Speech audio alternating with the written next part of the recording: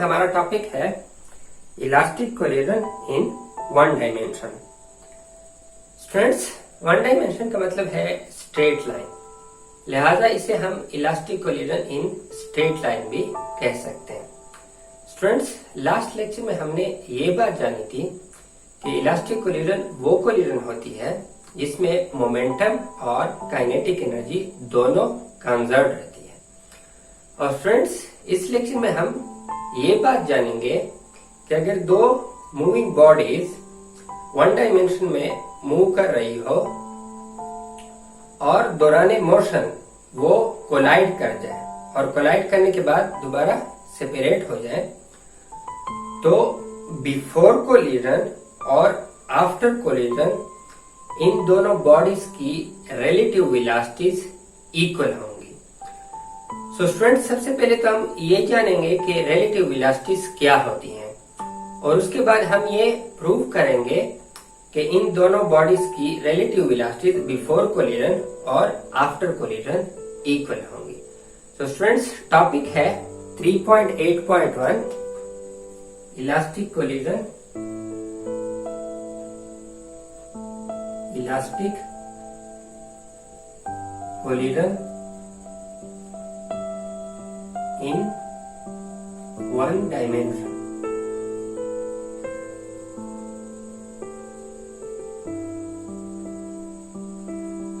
Friends, सबसे पहले हम रिलेटिव वेलोसिटीज के बारे में बात करेंगे और उसके बाद वापस हम अपने टॉपिक यानी कि elastic collision in one dimension की तरफ आएंगे।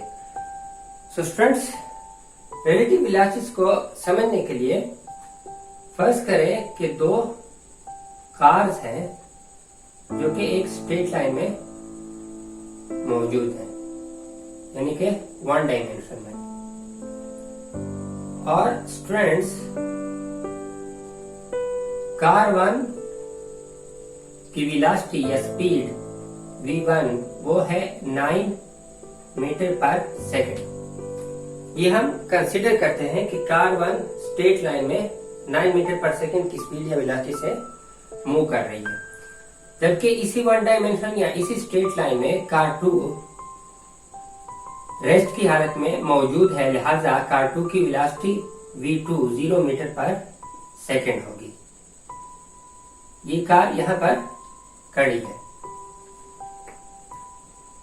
अब स्टूडेंट्स, कार 1 का ड्राइवर यही ऑब्जर्व करेगा कि वो कार 2 की तरफ 9 मीटर पर सेकंड की स्पीड या वेलोसिटी से अप्रोच कर रहा है, यानी कि उसकी तरफ उस दूसरे कार को की तरफ पहुंच रहा है।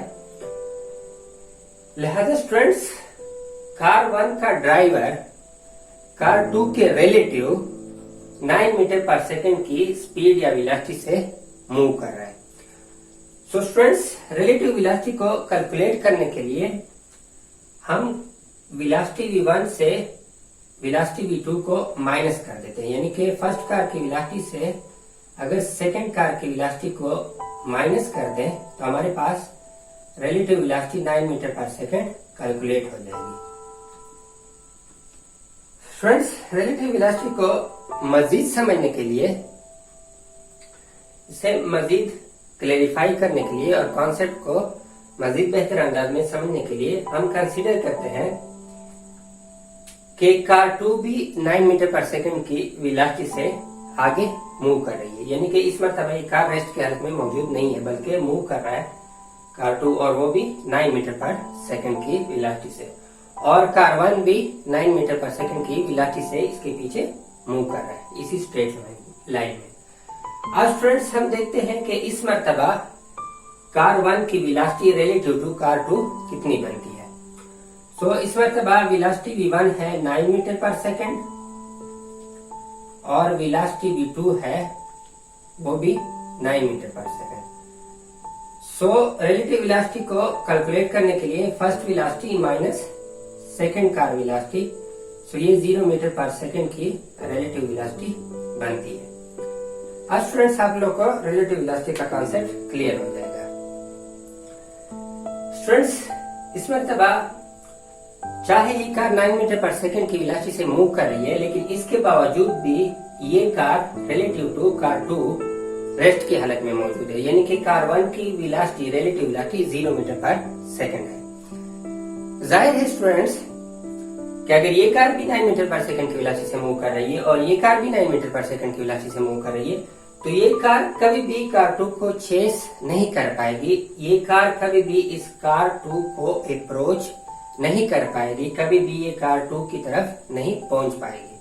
लिहाजा जाहिर है कि इस कार का ड्राइवर इस मर्तबा यही ऑब्जर्व कर रहा है कि वो कार 2 के रिलेटिव रेस्ट की हालत में मौजूद है, यानी कि वो कार 2 उसकी वेलोसिटी 0 मीटर पर सेकंड है। क्योंकि वो बावजूद इसके कि उसकी वेलोसिटी 9 मीटर पर सेकंड है, इसके बावजूद भी वो उस कार को चेस नहीं कर पा रहा, उस कार की तरफ नहीं पहुंच पा रहा। लिहाजा वो यही ऑब्जर्व कर रहा है कि वो सेकंड कार के मुकाबले में या सेकंड कार के रिलेटिव रेस्ट की हालत में मौजूद है।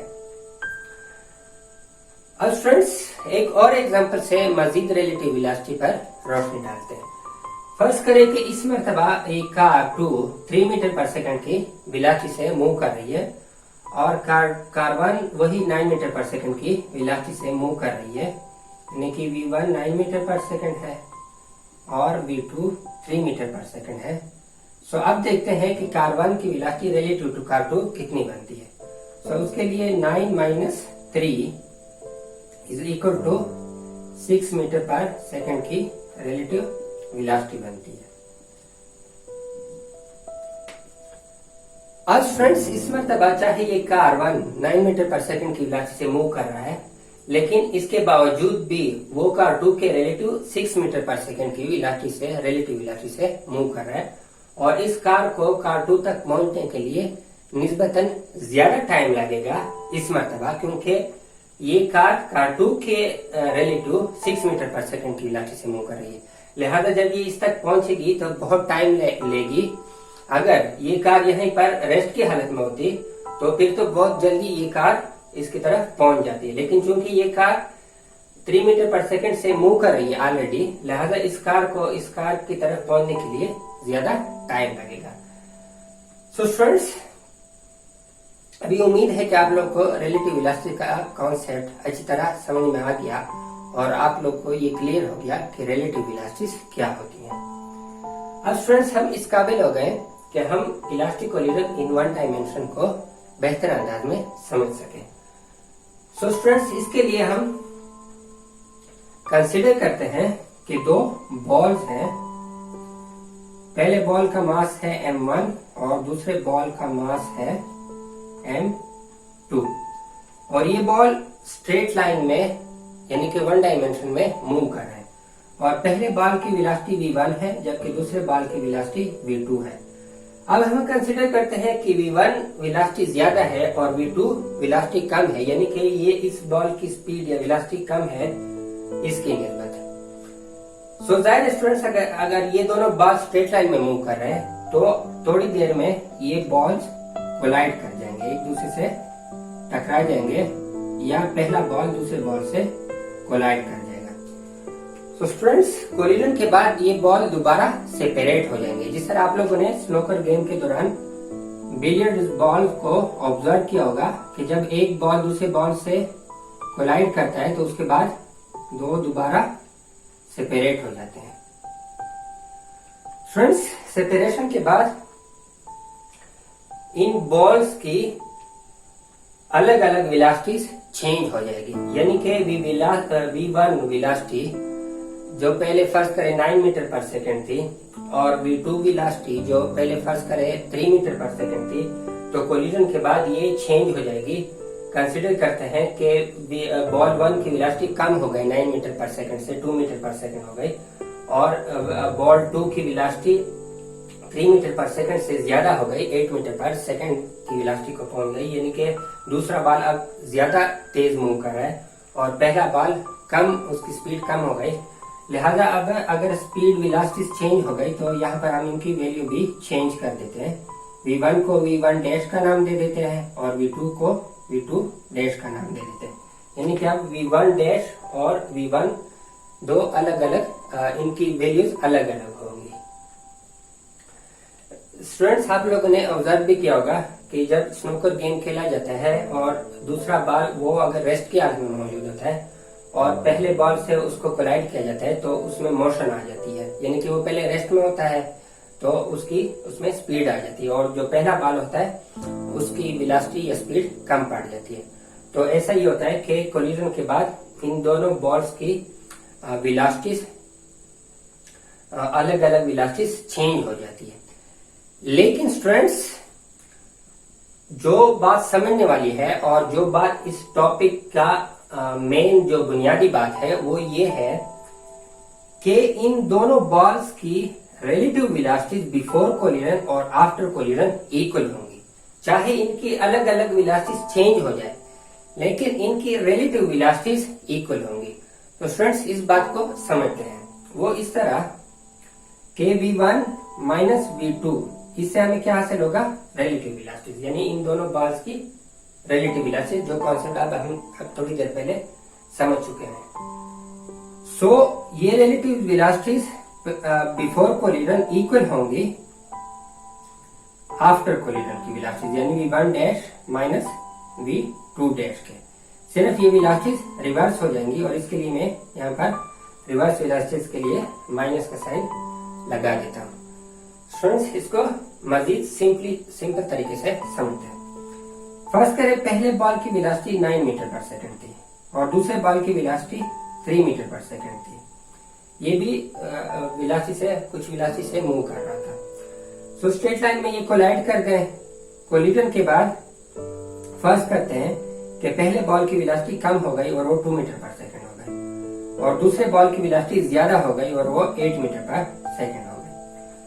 स्टूडेंट्स, ये 2 और 8 वैल्यूज मैंने फर्जी ली हैं। 2 और 8 के अलावा ये कुछ और वैल्यूज भी हो सकती है, लेकिन शर्त यह है कि इससे जो आंसर आएगा, ये रिलेटिव वेलोसिटी से जो आंसर आएगा और इस रिलेटिव वेलोसिटी से जो आंसर आएगा वो इक्वल होना चाहिए, जो कि हमारे इस टॉपिक का बुनियादी मकसद है। तो स्टूडेंट्स, 9 माइनस 3 6 आता है और 2 माइनस 8 माइनस 6 आता है। लिहाजा स्टूडेंट 6 इज इक्वल टू 6। और यही बात समझने वाली है कि बिफोर कोलिजन इन दोनों बॉल्स की रिलेटिव वेलोसिटीज 6 मीटर पर सेकंड थी और आफ्टर कोलिजन भी इन बॉल्स की रिलेटिव वेलोसिटीज 6 मीटर पर सेकंड है। तो स्टूडेंट्स, यही इस टॉपिक का बुनियादी बात है जो कि समझने वाली है। और फ्रेंड्स, इस लेक्चर के एंड में हमने यही एक्सप्रेशन को डिराइव करना है कि v1 minus v2 is equal to v1 dash minus v2 dash. सिर्फ इसका जो है वेलोसिटी जो है वो रिवर्स हो जाएगी। यही हमने इस लेक्चर के एंड में ये एक्सप्रेशन प्रूव करनी है। सो स्टूडेंट्स, यहाँ तक तो हमारी बात समझने वाली थी। जो बात समझने वाली थी उसको मैं ब्रैकेट में इनक्लोज कर लेता हूँ और इसके बाद हम अपने मेन टॉपिक की तरफ आएंगे, यानी कि हम इन एक्सप्रेशन को डिराइव करेंगे। जो बात हमने समझी है उसको हम डिराइव करेंगे। सो यहाँ तक बात समझने वाली हुई, जो कि मैं ब्रैकेट में इनक्लोज कर रहा हूँ। और फ्रेंड्स, हमने ये एक्सप्रेशन डिराइव करनी है इन बॉल्स के लिए जो कि इलास्टिक कोलिजन कर रहे हैं इन 1 डायमेंशन में। सो फ्रेंड्स, हमें ऑलरेडी मालूम है कि जब भी इलास्टिक कोलिजन होती है दो बॉडीज के दरमियान या दो से ज्यादा बॉडीज के दरमियान, तो मोमेंटम कंजर्व रहता है, यानी कि बिफोर कोलिजन और आफ्टर कोलिजन मोमेंटम इक्वल होता है, या इनिशियल मोमेंटम pI इक्वल होता है pF के। सो फ्रेंड्स, इनिशियल मोमेंटम या मोमेंटम बिफोर कोलिजन के लिए हम लिख लेते हैं m1 v1 plus m2 v2। ये हमारे पास बिफोर कोलिजन मोमेंटम आ गया, यानी कि इनिशियल मोमेंटम। और फ्रेंड्स, आफ्टर कोलिजन हमारे पास मोमेंटम आ जाएगा m1 v1 dash plus m2 v2 dash. So friends, चूंकि हमने वेलोसिटीज के एक्सप्रेशन को डिराइव करना है, लिहाजा इससे हम मासेस को अलग कर देते हैं इस एक्सप्रेशन से और वेलोसिटीज को अलग कर देते हैं। और स्टूडेंट्स इसके अलावा इस एक्सप्रेशन को हम ए का नाम दे देते हैं। सो मासेस को अलग करने के लिए सबसे पहले हम ये करते हैं कि मासेस m1 को एक साइड पर लिख लेते हैं, m1 v1 डैश, और मासेस m2 को दूसरे साइड पर लिख लेते हैं, माइनस m2 v2। अब स्टूडेंट्स हम मासेस को और वेलोसिटीज को अलग अलग कर सकते हैं। m1 को कॉमन ले लेते हैं, m1 v1 plus v1 dash, और m2 को दूसरी साइड पर कॉमन ले लेते हैं, v2 dash minus v2। So students इसको हम नाम दे देते हैं 1 का। इस इक्वेशन में मासेस अलग हो गए, वेलोसिटीज अलग हो गए। अब स्टूडेंट्स जिस तरह हमें मालूम है कि इलास्टिक कोलिजन में मोमेंटम कंजर्व रहता है, इस तरह हमें ये भी मालूम है कि इलास्टिक कोलिजन में काइनेटिक एनर्जी भी कंजर्व रहती है। यानी कि इलास्टिक कोलिजन वो कोलिजन होती है जिसमें मोमेंटम और काइनेटिक एनर्जी दोनों कंजर्व रहती है। लिहाजा काइनेटिक एनर्जी बिफोर कोलिजन यानी कि initial kinetic energy is equal to final kinetic energy according to law of conservation of energy. So before collision kinetic energy हमारे पास आ जाएगी half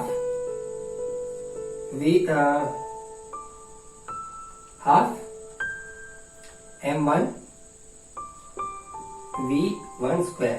kinetic energy half m square होती है जो कि किसी बॉडी के मोशन की वजह से होती है। तो यहाँ पर इस बॉल की काइनेटिक एनर्जी हो जाएगी half m1 v1 square plus half m2 दूसरे बॉल के लिए m2 v2 स्क्वायर, और फाइनल काइनेटिक एनर्जी हमारे पास आ जाएगी half m1 v1 dash square plus half m2 v2 dash square. तो स्टूडेंट्स ये एक्सप्रेशन जो कि law of conservation of energy से हमें हासिल हुआ है, सबसे पहले हम इसको सिंप्लीफाई करने के लिए हाफ को दोनों साइड से एलिमिनेट कर देते हैं। इसके लिए हम हाफ को कॉमन ले लेते हैं, m1 v1 square plus m2 v2 square. Half common ले लें, m1 v1 dash square plus m2 v2 dash square. तो स्टूडेंट्स हाफ और हाफ कैंसिल हो जाएगा, हाफ और हाफ कैंसिल हो गया और हमारे पास ये इक्वेशन सिंपल हो गई, m1 v1 square plus m2 v2 square is equal to m1 v1 dash square plus m2 v2 dash square. So students इस मर्तबा भी हम मासेस को अलग करेंगे और वेलोसिटीज को अलग करेंगे, क्योंकि हमने वेलोसिटीज के लिए एक्सप्रेशन को डिराइव करना है। सो वेलोसिटीज को मासेस को अलग करने के लिए सबसे पहले हम m1 मासेस को एक साइड पर लिख लेते हैं, इस तरह हमने पहले किया यहाँ पर। So m1 v1 square minus m1 v1 dash square is equal to m2 v2 dash square minus m2 v2 square. अब स्टूडेंट्स हम मासेस को अलग कर सकते हैं और वेलोसिटीज को अलग कर सकते हैं। मासेस m1 को कॉमन ले लिया, v1 square minus v1 dash square is equal to m2 v2 dash square minus v2 square. So students इस एक्सप्रेशन को, इस इक्वेशन को हम 2 का नाम दे देते हैं। अब स्टूडेंट्स क्योंकि हमने वेलोसिटीज के लिए एक्सप्रेशन को डिराइव करना है, सो इक्वेशन 2 और इक्वेशन 1 से हमने किसी तरीके से इन मासेस को मुकम्मल तौर पर एलिमिनेट करना है ताकि हमारे पास सिर्फ वेलोसिटीज रह जाए। सो ये तभी पॉसिबल है अगर हम इक्वेशन 2 को इक्वेशन 1 पर डिवाइड कर लें तो मासेस एलिमिनेट हो जाएंगे। लिहाजा डिवाइडिंग इक्वेशन 2 बाय इक्वेशन 1। सो इसके लिए m1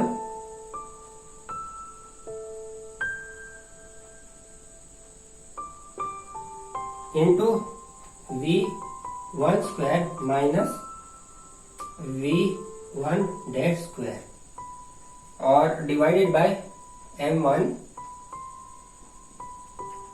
v1 plus v1 dash। अब स्टूडेंट्स दूसरे साइड को m2 v2 dash square minus v2 square divided by m2 v2 dash minus v2।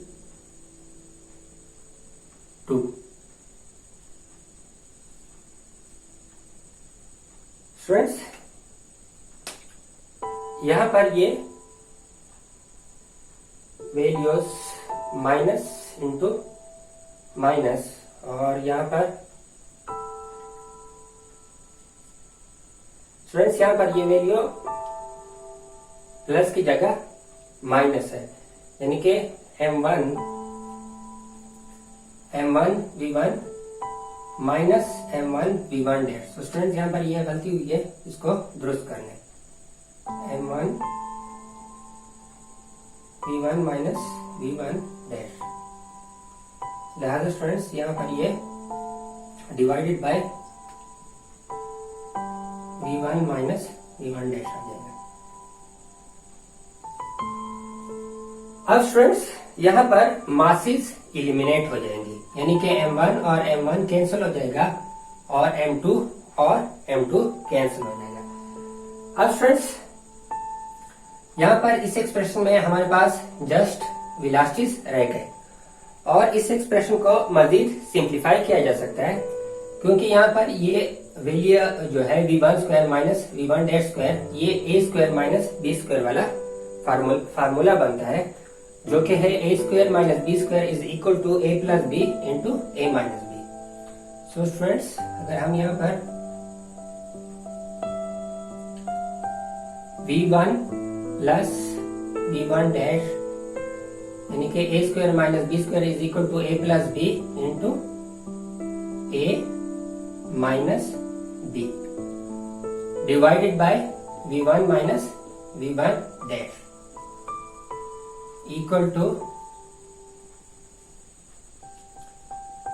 v2 dash plus v2 into v2 dash minus v2 divided by v2 dash minus v2।